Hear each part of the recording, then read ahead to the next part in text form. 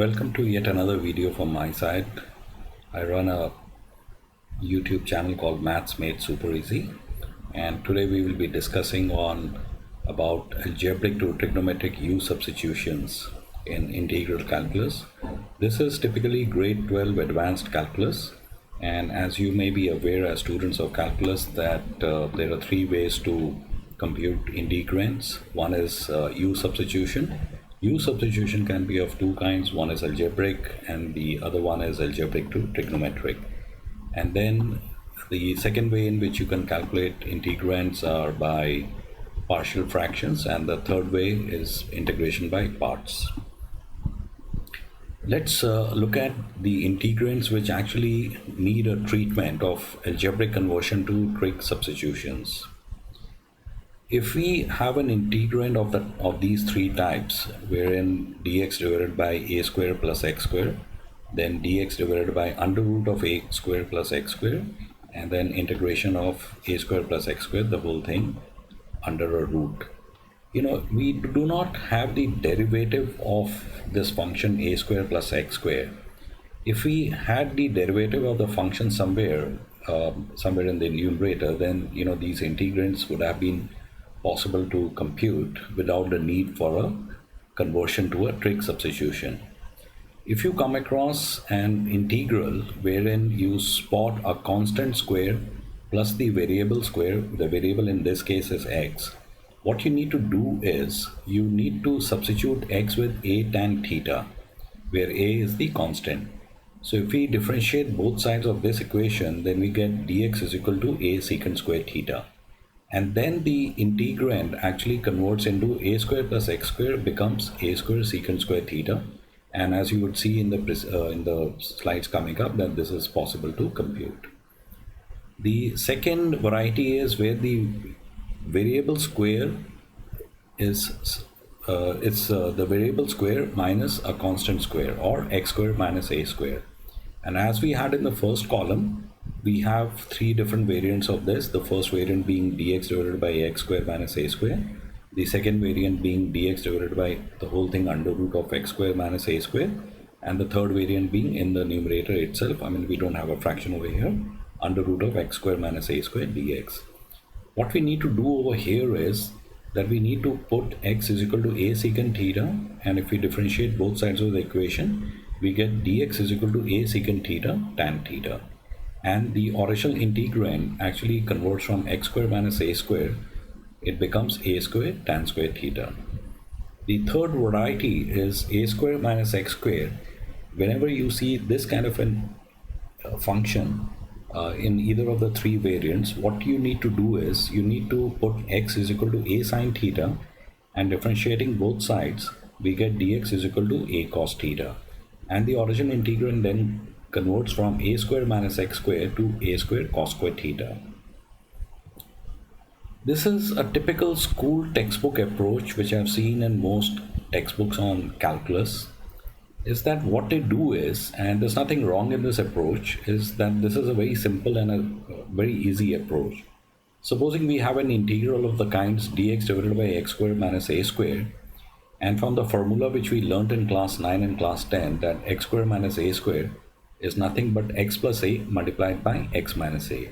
So the integral can be converted into dx divided by x plus a within round brackets multiplied by within round brackets x minus a. Finally, calculus, especially integral calculus, is a lot about very cunning and very smart conversions. For example, in the numerator, if I add x plus a and I subtract an x minus a from that, what happens is that x and minus x get cancelled down, a gets added to the minus times minus becomes a plus a, so a plus a becomes a 2a, which is a constant. And over here in the denominator, I have multiplied the denominator by 2a. So essentially what I'm doing over here is I'm multiplying the original integrand by just 1. Let's look at the fourth step. 1 by 2 a constant gets driven out of the integral, and we are left with x plus a divided by x plus a multiplied by x minus a. Essentially what I've done is I've split up the numerator into two portions, and the first portion is then subtracted from x minus a, the whole thing divided by x plus a multiplied by x minus a, and of course the dx. Now what I can do over here is I can remove this x plus a and x plus a, which is a common term given in red upward moving lines, and the downward sloping lines in turquoise blue color, the x minus a and the x minus a get cancelled off.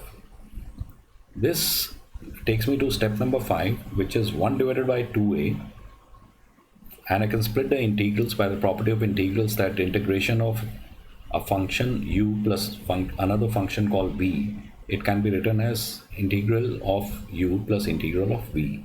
So it becomes 1 divided by 2a integration of dx divided by x minus a minus 1 divided by 2a integration of dx divided by x plus a.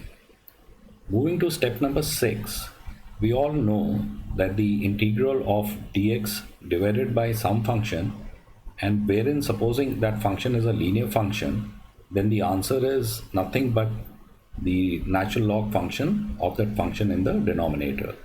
So the first part of the integral gets converted, rather of I1 gets converted into 1 divided by 2a times ln of x minus a minus 1 divided by 2a ln of x plus a, and then because this is an indefinite integral, we have the constant of integration, a generic constant of integration, so we put a plus c. And finally our answer is 1 divided by 2a times ln of x minus a divided by x plus a, because we know it very well that ln of a particular function minus ln of another function is nothing but ln of the first function divided by the second function. Now this is a very simple school textbook approach, but it does not expose you to the world of algebraic to trigonometric substitution, which we will be exploring in the next slide. This is how algebraic to trigonometric substitution is done, and we had this particular answer of integration of dx by x square minus a square. Now what I'm going to do over in the next slide is substitute dx divided by x square minus a square and put it in a trigonometric form and then solve for the integral. Same repeated from the last slide. We need to compute the integration of dx divided by x square minus a square. Let's put x is equal to a secant theta. So dx, differentiating both sides of the equation, we get dx is equal to a secant theta tan theta d theta, and as you know very well that the differential of secant theta is nothing but secant theta times tan theta. And my original equation in the denominator, which is x square minus a square, gets converted into a square times secant square theta minus a square. Taking out a square common, we get secant square theta minus 1, and secant square theta minus 1 is nothing but tan square theta. Let's look at the next step. My dx, if you look at the turquoise blue colored big rectangle, my dx is actually equal to a secant theta tan theta d theta, which is there in the numerator now. So we are moving from the x world into the theta world, divided by x square minus a square in the original integral becomes a square times tan square theta. The a and the in the numerator and the a square gets cancelled off, so we are left with 1 by a, which we have taken out of the integral, and then secant theta is written as it is. Tan theta of the numerator cancels off 1 tan theta in the denominator. So essentially we are left with 1 divided by a integration of secant theta d theta divided by tan theta. This actually gets converted if you split up secant theta as 1 by cos theta and then tan theta as sin theta divided by cos theta. The cos theta gets cancelled off. We are left with 1 divided by sin theta, and 1 divided by sin theta is nothing but cosecant theta. Now if you remember your integration tables of the fundamental values, we know that the integration of cosecant theta is nothing but ln of cosecant theta minus cot theta. And over here what I have done is I've also brought about this small table which finds out the values of cosecant theta and cot theta.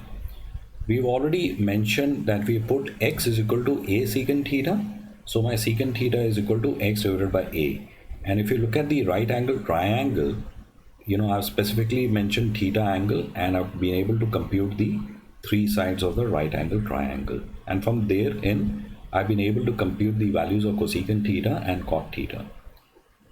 Moving forward, so the integration of cosecant theta d theta over here is nothing but 1 divided by a multiplied by ln, and I put the modulus value because we cannot compute logs or natural logs of negative values. So we take the absolute values, and the answer is cosecant theta minus cot theta within the mod brackets. Plus I put the generic constant of integration plus c. Now I know from this turquoise blue table right next to the right angle triangle that my cosecant theta is nothing but x divided by under root of x square minus a square, and my cot theta is nothing but a divided by under root of x square minus a square. I subtract both the values and I get x minus a because we have a common denominator. So my denominator over here is under root of x square minus a square, and don't forget the plus c. This can be broken down into 1 divided by a times ln of, again within the mod brackets, x minus a in the numerator, divided by, I can split up the x square minus a square and make it into an x plus a multiplied by x minus a. Due to lack of space, I had to move downwards vertically, and then now I'm moving horizontally. So my last equation then gets split up.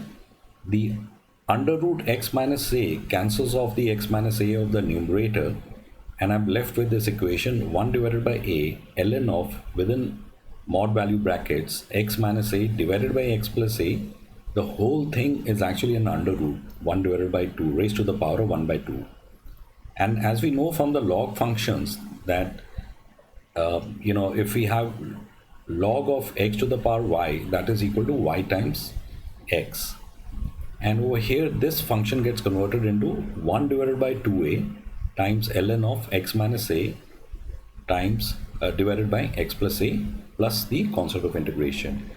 And the red rectangle basically shows the answer, which matches with the answer when we just did a pure algebraic logic expansion of the integral. Now, this is a very, very important concept. In the world of integral calculus, we just use three trigonometric identities, and all these three trigonometric identities were actually taught in class 10. And the first identity is sine square x plus cos square x is equal to 1. The rationale why we use this particular identity is because the derivative of sine x is equal to cos x. And then subsequently we move to the second identity, which is tan square x plus 1 is equal to secant square x. And the rationale behind this is that the derivative of tan x is actually equal to secant square x. So if we were to replace tan x by u, we can get the left hand side of the equation as u square plus 1. And we know that the right side of the equation is nothing but du. Finally, the last identity that we use in algebraic to trigonometric substitution is 1 plus cot square x is equal to cosecant square x. The rationale is very, very simple. The derivative of cot x is nothing but negative cosecant square x.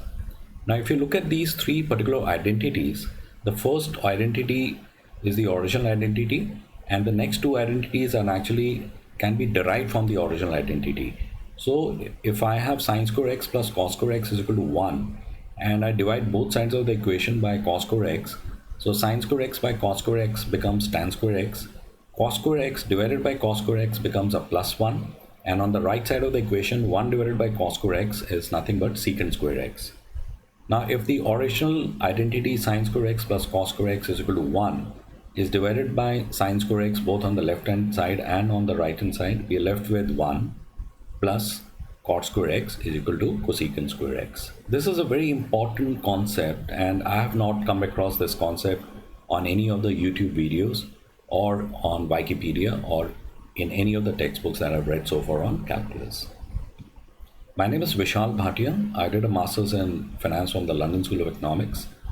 I've been a recipient of 4 international scholarships, and I'm also available for mentoring on a paid basis for scholarships for advanced studies. And I can be reached on WhatsApp My country code, I'm from New Delhi in India. The country code is +91 for India. And this is my WhatsApp number, 98710 59470. Thank you very much.